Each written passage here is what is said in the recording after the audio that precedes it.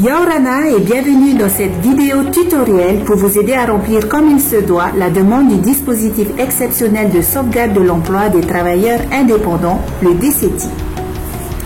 Ce dispositif vous permettra de bénéficier d'une aide du pays de 50 000 francs par mois pendant 3 mois. L'objectif du DCTI est de sauvegarder l'emploi des travailleurs indépendants qui sont contraints de cesser totalement leur activité du fait des circonstances exceptionnelles. Regardons ensemble les conditions et modalités de la demande. Sont concernés par ce dispositif toute personne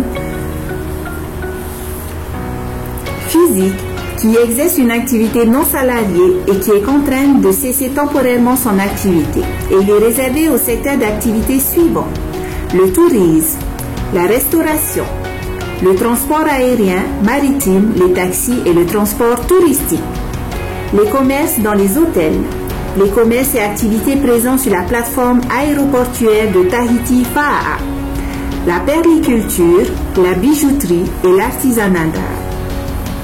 Le DCTI ne peut se cumuler avec un autre revenu tiré d'une autre activité professionnelle, salariée ou non. Le travailleur indépendant bénéficiant d'une mesure ICRA ne peut bénéficier d'un DCTI. Cette aide ne vaut que pour une seule activité. Si le travailleur indépendant contribue simultanément au titre de plusieurs patentes au moment du dépôt de la demande, la participation de la Polynésie française ne sera versée qu'à un seul titre. Le DCTI fait l'objet d'une convention d'une durée de 3 mois, conclue entre le travailleur indépendant et la Polynésie française. Si le renouvellement de la demande est accordé, une nouvelle convention est conclue.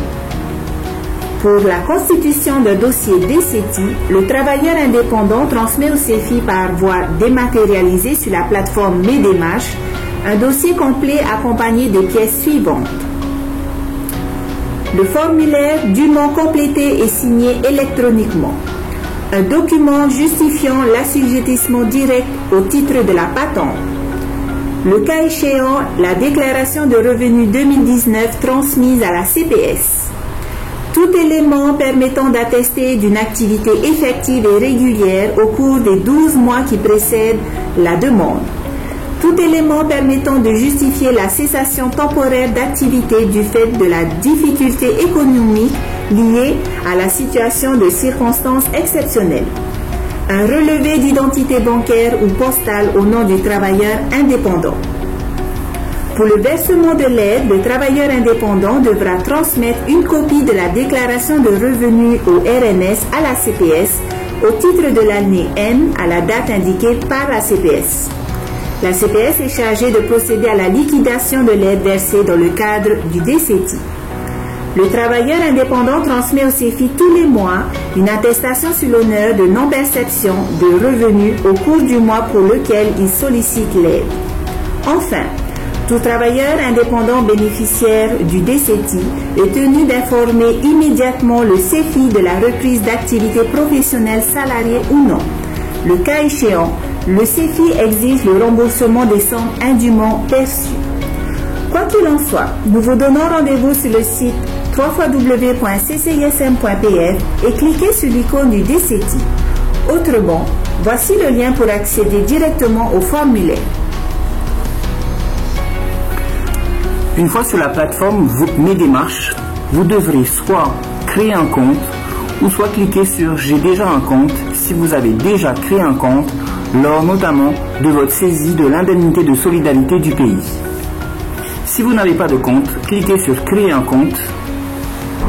Vous devrez alors renseigner une adresse email ainsi qu'un mot de passe, puis cliquez sur Créer un compte. Vous recevrez alors un email soit dans votre boîte de réception ou soit dans vos spams, dans lequel se trouve un lien d'activation pour créer votre compte.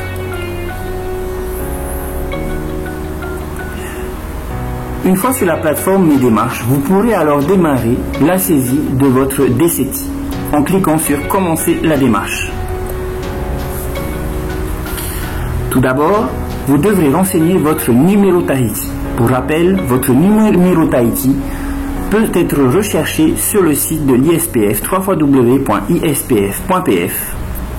en recherchant par votre nom et prénom si vous êtes une entreprise individuelle ou par le nom de votre société si vous êtes une personne morale.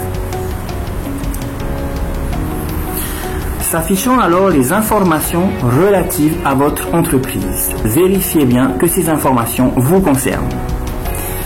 Puis cliquez sur « Continuer avec ces informations ».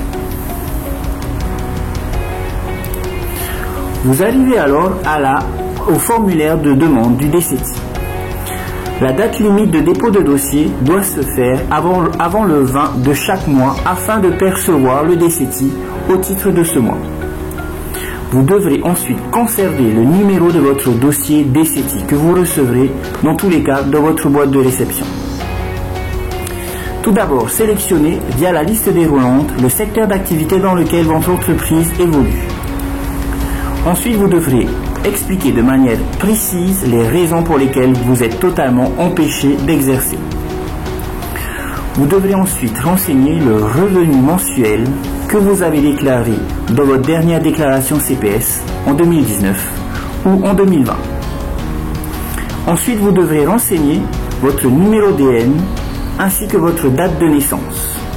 Attention, si les deux informations ne correspondent pas, vous ne pourrez pas continuer votre saisie. Vous devrez ensuite renseigner votre nom, votre prénom. Le numéro employeur n'est pas obligatoire. Vos coordonnées relatives à l'adresse de l'entreprise, la commune géographique via la liste déroulante, l'adresse géographique, le code postal ainsi que la boîte postale. Si vous n'avez pas de boîte postale, renseignez la valeur 0. À ce moment, le code postal concernera l'adresse géographique. Renseignez ensuite votre numéro de téléphone. Ensuite, vous devrez joindre les documents à fournir. De manière obligatoire, l'attestation fiscale. Ce document peut être demandé auprès de la direction des impôts et des contributions publiques. Vous devrez ensuite joindre un justificatif d'activité professionnelle. Cela peut être des factures, votre dernière déclaration de TVA, un contrat de prestation, des bons de commande, etc. Vous devrez ensuite joindre votre dernière déclaration de revenus faite à la CPS. Vous devrez ensuite attester sur l'honneur que vous avez cessé totalement et temporairement votre activité en cliquant sur la case « Cessation totale et temporaire d'activité ». De même, vous devez déclarer sur l'honneur qu'en dehors de votre patente, vous ne percevez aucun autre revenu.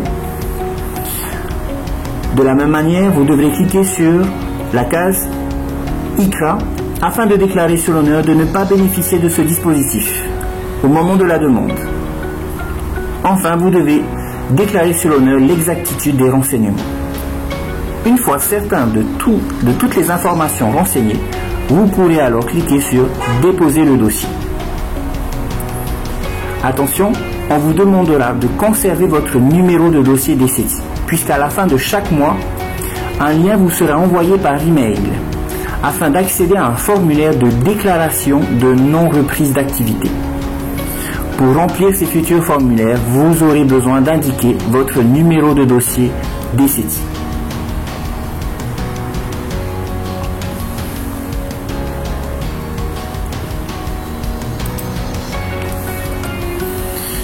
Une fois votre dossier déposé, vous recevrez dans votre email, dans votre boîte de réception, un accusé de réception avec le numéro de votre dossier.